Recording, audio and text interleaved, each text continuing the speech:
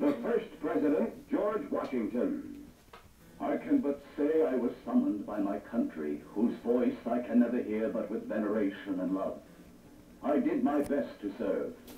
When America began its armed revolt against Britain, I was honored by the Continental Congress when it named me commander of our armies. The responsibility was great. Defeats were many, and despair often carried the day.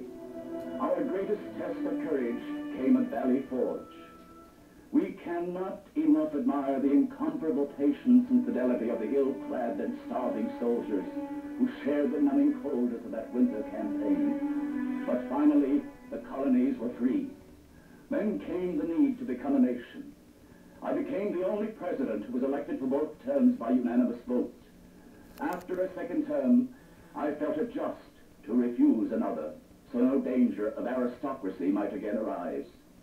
My successor was John Adams. When Washington rode with me to my inauguration, the cheers were for him. And that was right, for without him our nation could not have been. My wife Abigail and I became the first occupants of the presidential mansion in Washington.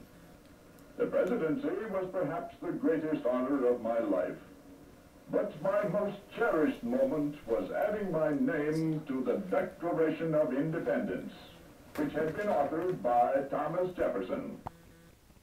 I was proud that I was chosen chairman of the committee which drew up the Declaration of Independence, when we pledged our lives, our fortunes, and our sacred honor to form a more perfect union.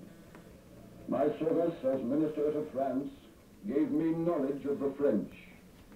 As president, I was to see the size of our country doubled by helping to obtain approval for the purchase of the Louisiana Territory. As my second term ended, war clouds threatened. The responsibility of serving the new nation at this time of crisis fell to James Madison.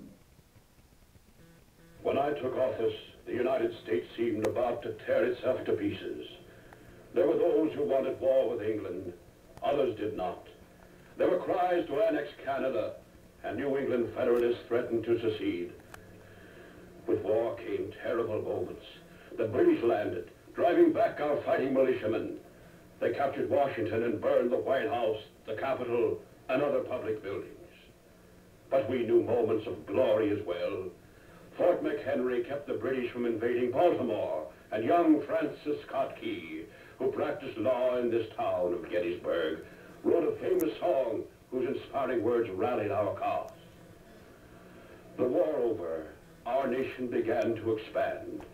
My wife, Dolly, and I enjoyed the fruits of peace as our nation gained stature under the presidency of James Monroe.